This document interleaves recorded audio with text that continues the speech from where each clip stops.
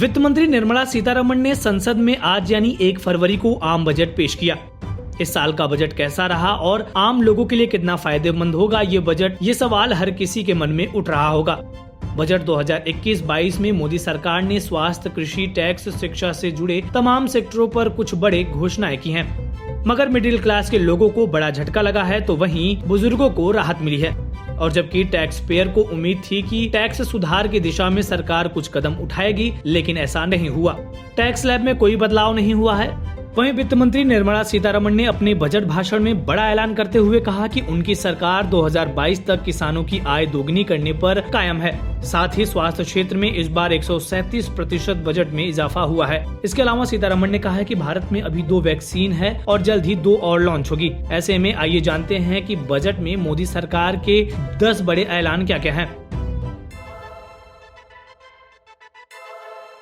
वित्त मंत्री निर्मला सीतारमण ने कृषि सेक्टर के लिए 16.5 लाख करोड़ रुपए आवंटित करने का ऐलान किया है। इससे पहले बीते साल ये रकम 15 लाख करोड़ रुपए थी। इसके साथ ही MSP को लेकर भी भ्रम दूर करने की कोशिश करते हुए वित्त मंत्री निर्मला सीतारमण ने कहा कि देश भर में फसलों की MSP पर खरीद जारी रहेगी। उन्होंने कहा कि हमारी सरकार ने न्यूनतम समर्थन मूल्य को लागत के कम से कम गुना करने तक बढ़ाने का प्रयास किया है। वित्त मंत्री ने कहा है कि किसानों की आमदनी बढ़ाने के लिए कृषि इंफ्रास्ट्रक्चर को बढ़ाने के लिए सरकार पैसा खर्च करेगी।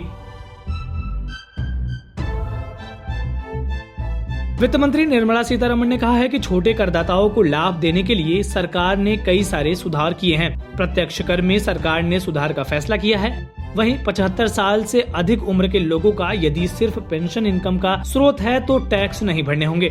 छोटे करदाताओं के लिए मुकदमेबाजी से बचने के लिए विवाद निपटाने के लिए एक समिति बनाने का फैसला किया गया है। वहीं वित्त मंत्री निर्मला सीतारमण ने सोमवार को पेश किए गए बजट 2021 में रेलवे से जुड़े कई बड़े ऐलान किए हैं। वित्त मंत्री ने इस बजट में रेलवे के लिए रिकॉर्ड 1,10,055 करोड़ रुपए का ऐलान किया है। साथ ही वित्त मंत्री ने बताया कि राष्ट्रीय रेल योजना 2030 को भी तैयार कर लिया गया है।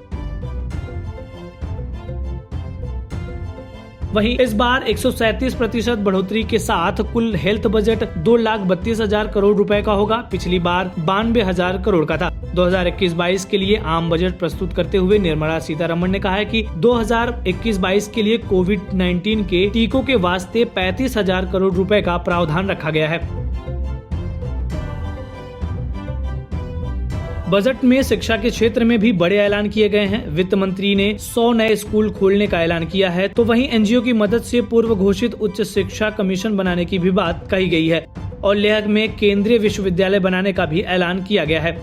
वित्त मंत्री ने कहा है कि आदिवासी इलाकों में 758 एकलव्य स्कूल खोले जाएंगे। साथ ही उन्होंने कहा है कि अनुसूचित जातियों के लिए 35,000 करोड़ रुपए के स्कॉलरशिप दिए गए। इससे 4 करोड़ से ज्यादा दलित छात्रों को लाभ होगा।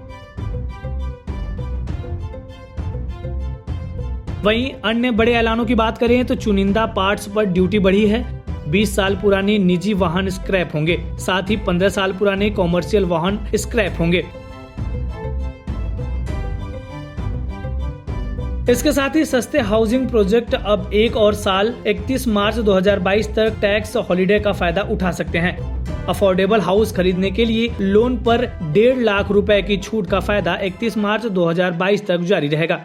उधर असम और बंगाल जैसे चुनावी राज्यों के लिए इंफ्रा ऐलान के बाद अब चाय मजदूरों के लिए स्पेशल ऐलान किए गए हैं। वित्त मंत्री निर्मला सीतारमण ने संसद में अपने भाषण में असम और बंगाल के चाय मजदूरों के लिए 1,000 करोड़ रुपए का ऐलान किया।